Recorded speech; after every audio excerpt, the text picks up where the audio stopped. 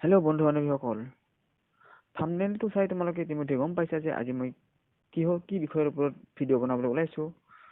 আজি মই ভিডিঅ' বনাবলৈ ওলাইছোঁ অসমীয়া ভাষাৰ বচন সম্পৰ্কে আলোচনা কৰিম তোমালোকৰ আগত। আশা কৰোঁ ভিডিঅ'টো চাই তোমালোকে ভাল পাবা আৰু ভিডিঅ'টো চাই ভাল পালে লাইক কমেণ্ট এণ্ড শ্বেয়াৰ কৰিবলৈ নাপাহৰিবা। বেছি দেৰি নকৰোঁ, তেনেহ'লে ভিডিঅ'টো আৰম্ভ কৰোঁ আহা।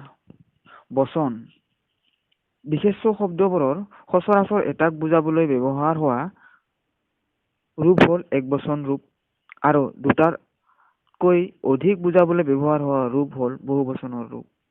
দুটাক বুজাবলৈ হ'লে এটা বুজোৱা ৰূপৰ পাছত দুই বুজোৱা সংখ্যাবাচক শব্দৰ লগত নিৰ্দিষ্টবাচক প্ৰত্যয় লগ লগাব লাগে। যেনে মানুহ দুজন, কিতাপ দুখন, ছোৱালী দুজনী। একবচনৰ ৰূপৰ পৰা বহুবচনৰ ৰূপ পাবলৈ কিছুমান প্ৰত্যয় যোগ দিয়া হয়। যেনে মানুহবোৰ, দেউতাহঁত। বচনাত্মক প্ৰত্যয়বোৰে নিৰ্দিষ্টভাৱে এটাও প্ৰকাশ কৰে, যেনে এই গাঁৱৰ মানুহবোৰ ভাল। বচনাত্মক ৰূপে বিনয় অৰ্থত একবচন ভাৱ বহন কৰে। যেনে কথাটো শুনি মই ভাল পোৱা নাই। সত্ৰীয় পৰিৱেশত এনেধৰণৰ ব্যৱহাৰ প্ৰচুৰ পৰিমাণে আছে। এটা দুটা বা তাতকৈ অধিক আদি ভাগত ভাগ কৰিব নোৱাৰা ৰূপ কিছুমানৰ পাছতো বহুবচনৰ প্ৰত্যয় যোগ হয়। যেনে মৰমবোৰ, পানীবোৰ। আহা এতিয়া বহুবচনৰ প্ৰত্যয় সম্পৰ্কে আমি জানো। অসমীয়াত বহুবচনৰ প্ৰত্যয়বোৰ প্ৰধানকৈ হ'ল বৰ, বিলাক, হত, লগ, সকল, মখা আৰু সপা। তলত প্ৰত্যেকৰে উদাহৰণ দিয়া হ'ল।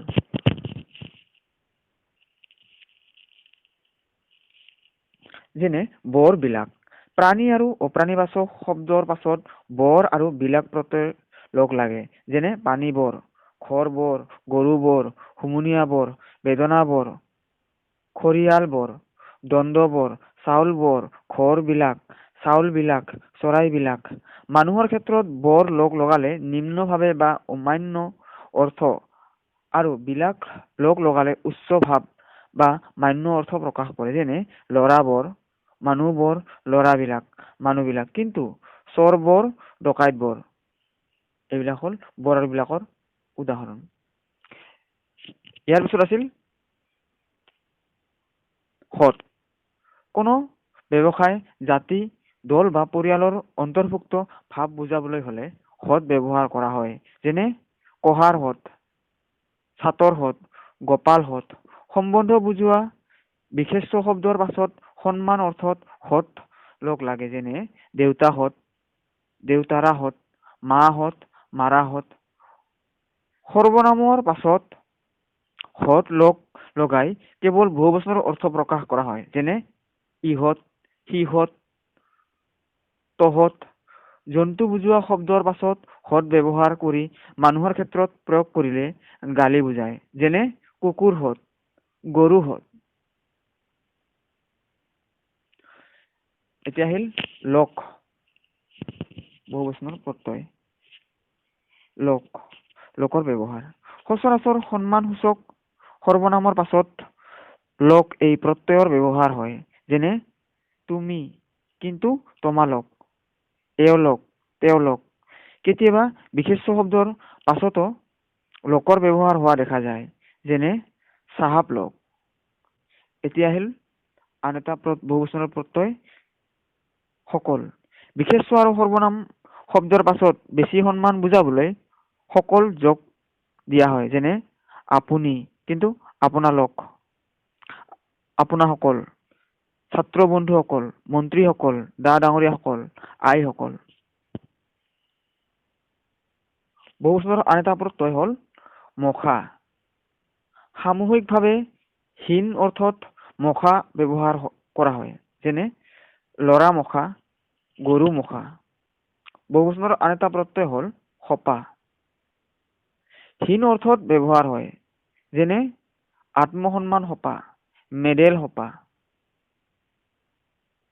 বহুবচন আৰু সম্ভ্ৰম অৰ্থত বৰ্গবৃন্দ, মণ্ডলী, ৰাখি, আৱলি সমূহ আদিৰ প্ৰয়োগ আছে, যেনে পাঠক বৰ্গ, সুধীবৃন্দ, শিক্ষক মণ্ডলী, গ্ৰন্থৰাজি, গুণ ৰাশি, ৰচনাৱলী, ভাষণাৱলী, গ্ৰন্থাৱলী, প্ৰজাসমূহ, ৰাজ্যসমূহ, ভাষণসমূহ, পৰীক্ষাসমূহ ইত্যাদি। কিছুমান শব্দৰ বহুবচন ৰূপে ব্যৱহাৰ হয়, যেনে ৰাইজ। কেতিয়াবা একবচন ৰূপেও বহুবচনৰ অৰ্থ প্ৰকাশ কৰে, যেনে ডাঙৰৰ ডাঙৰ ভেম, গৰুৱে ঘাঁহ খায় ইত্যাদি। আশা কৰোঁ ভিডিঅ'টো চাই তোমালোকে ভাল পাইছা। চ' ভিডিঅ'টো আজিলৈ ইমানেই।